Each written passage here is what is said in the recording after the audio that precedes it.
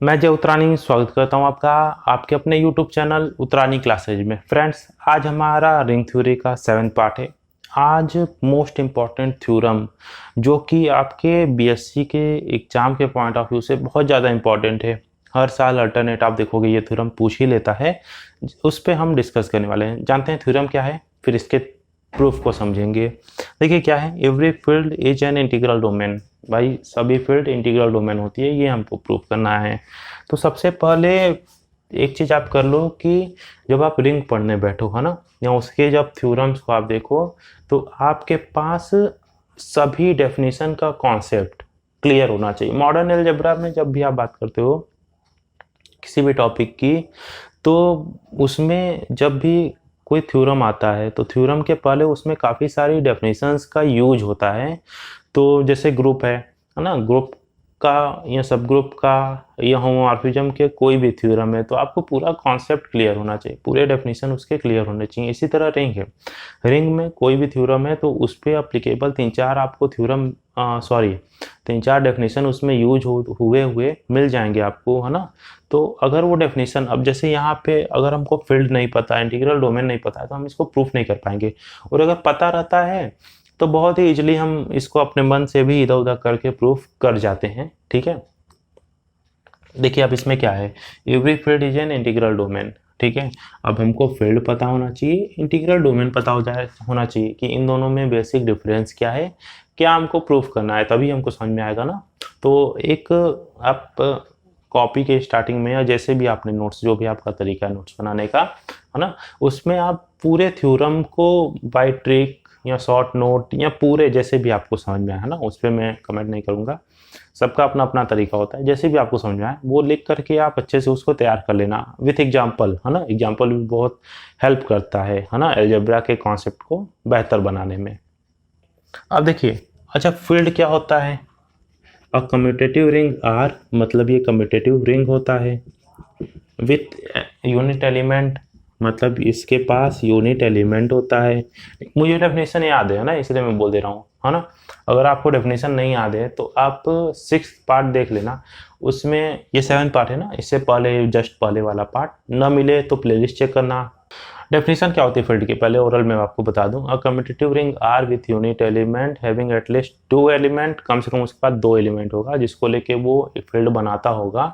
ठीक है, is called field if it possesses every non zero, जो भी उसके नॉन जीरो एलिमेंट होंगे, है ना, उन सबका इन्वर्स, उन सबका इन्वर्स मतलब मल्टीप्लिकेटिव इन्वर्स वहाँ पे एग्जिस्ट करना चाहिए। ठीक है, मतलब कम्यूटेटिव रिंग होगा, यूनिट एलिमेंट होगा एटलीस्ट 2 एलिमेंट होंगे, एटलीस्ट 2 एलिमेंट्स होंगे जिसको लेके वो फील्ड बनाता होगा। और क्या होगा, मल्टीप्लिकेटिव इन्वर्स मिलेगा, मल्टीप्लिकेटिव इन्वर्स। स्पेलिंग मत जाएगा, पूरा नहीं लिखना हो, टाइम लगेगा ना। मल्टीप्लिकेटिव इन्वर्स रखेगा हर एक एलिमेंट का। ठीक है, अब हम समझते हैं कि ये इंटीग्रल डोमेन क्या होता है। ये भी आपका कम्यूटेटिव रिंग होता है with unit element. Unit element, अरे सर ऐसे आप लिख दे रहे हो भाई, समझ लेना, बोल दे रहा हूँ ना। ठीक है, और 2 एलिमेंट क्या, 2 से ज़्यादा भी होंगे तो भी काम चलेगा, 2 होंगे तो भी वो इंटीग्रल डोमेन बना देगा। ठीक है, वो मल्टीप्लिकेटिव इन्वर्स की बात इसमें नहीं की गई है। इसमें ये कहा गया है कि ये जो हो वो it has no zero divisor, no zero divisor, मतलब इसके जो एलिमेंट होते हैं, ठीक है, वो जीरो डिवाइजर नहीं रखते हैं। जीरो डिवाइजर नहीं रखने का मतलब ये इन्वर्स वाली प्रॉपर्टी उसमें एग्जिस्ट कर जाएगी। ठीक है, तो अब देखिए कम्यूटेटिव रिंग ये भी है, कम्यूटेटिव रिंग ये भी है। ठीक है, यूनिट एलिमेंट ये भी रखा है, यूनिट एलिमेंट ये भी रखा है, एटलीस्ट 2 एलिमेंट। तो भाई 2 एलिमेंट से कम होंगे तो वो तो इंटीग्रल डोमेन बनाएगा ही नहीं ना, क्योंकि उसमें क्या होता है, इसमें जीरो डिवाइजर नहीं रखा है तो विदाउट जीरो डिवाइजर की कंडीशन के लिए 2 एलिमेंट तो हमको चाहिए, तो ये भी इसमें आ गया। ठीक है, मल्टीप्लिकेटिव इनवर्स ये रखा है ना, और इसमें हमको दिखाना है कि ये नो जीरो डिवाइजर होगा, है ना। तो सब चीज सेम हो गई, बस हम फील्ड ले लें कोई, है ना, फील्ड को ले करके उसमें ये दिखा दें कि वो नो जीरो डिवाइजर रखा है तो वो हमारा इंटीग्रल डोमेन हो जाएगा। ठीक है, इसी कॉन्सेप्ट को हम अभी थ्योरम के प्रूफ में अप्लाई करने वाले हैं। देखिए समझते हैं थ्योरम के प्रूफ को। देखिए यहाँ पे मैंने पूरा लिख दिया है, इसी को मैं समझाता जाऊंगा। Let F be a field, F कोई फील्ड है, ये हमने मान लिया, ठीक है। अब फील्ड है, कम्यूटेटिव प्रॉपर्टी को होल्ड करता होगा, मल्टीप्लिकेशन के साथ यूनिट एलिमेंट होगा, हर एक एलिमेंट का मल्टीप्लिकेटिव इनवर्स मिलेगा, कम से कम 2 एलिमेंट लेके वो फील्ड बनाता होगा, ठीक है। इतनी चीज़ हमें क्लियर हो गई। इंटीग्रल डोमेन कम्यूटेटिव रिंग होगा, यूनिट एलिमेंट रखा होगा और नो जीरो डिवाइजर होगा, ठीक है। अब देखिए इसमें क्या हो रहा है, कम्यूटेटिव रिंग और यूनिट एलिमेंट दोनों सेम आ रहे हैं, वही मैंने लिख दिया है। We have to show that F is an integral domain since F is a field so it is commutative ring with unit element, ठीक है। ये दोनों चीज कॉमन हो गई।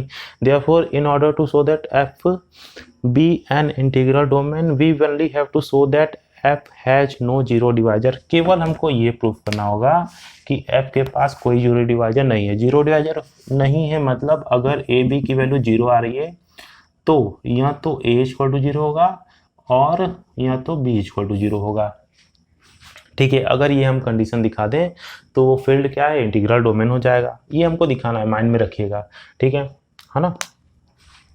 अब भाई यहाँ पे हर एक एलिमेंट का इन्वर्स एग्जिस्ट कर रहा है। हमने एफ में कोई एलिमेंट मान लिया, let A belongs to F and A is not equal to zero, ठीक है। क्योंकि नॉट इक्वल टू जीरो है, नॉन जीरो एलिमेंट का ही तो इन्वर्स एग्जिस्ट कर रहा था, तभी ना इसका इन्वर्स ए इन्वर्स एग्जिस्ट करेगा, ठीक है।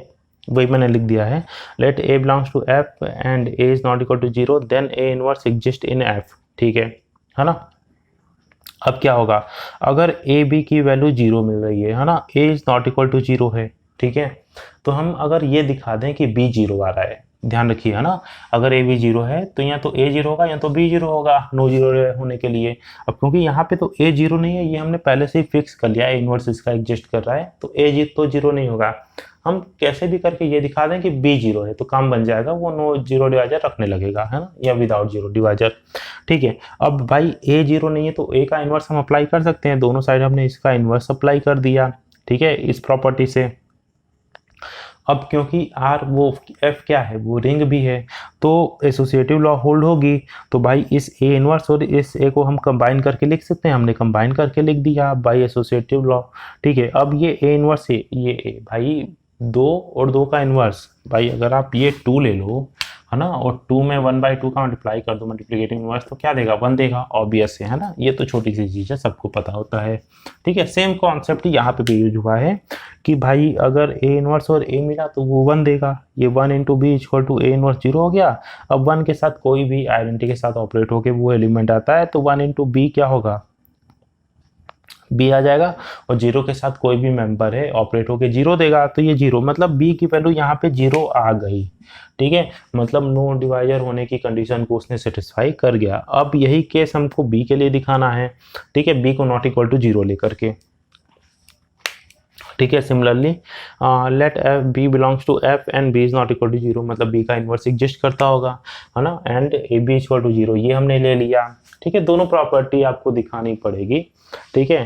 अगर कम टाइम होता है तो इतना लिख करके आप सिमिलरली करके ये रिजल्ट डायरेक्ट आप लिख दोगे तो भी काम चल जाएगा, ठीक है। लेकिन लिखना पड़ेगा, नहीं लिखोगे तो थोड़ा नंबर कटने की चांसेस रहती हैं, ठीक है। अब ए बी बी इनवर्स हम यहाँ पे एडजस्ट करा दें दोनों साइड, वही काम, और बी इनवर्स और बी को ऑपरेट करके ये 1 देगा, 1 इंटू ए क्या होगा, ए देगा, और 0 इंटू बी इनवर्स क्या देगा, 0 देगा। यहाँ पे देखिए ए इज नॉट इक्वल टू 0 मिल गया, किस केस में, जब हमने बी को नॉट इक्वल टू 0 माना था, ए 0 मिल रहा है। जब हमने ए को नॉट इक्वल टू 0 माना तो बी 0 मिल रहा है, मतलब ए बी 0 है दोनों केस में, ठीक है। मतलब ए बी को अगर हम 0 लेके चल रहे हैं तो या तो हमको ए 0 मिल रहा है या तो बी 0 मिल रहा है, मतलब क्या है, वो 0 डिवाइजर नहीं रखा है।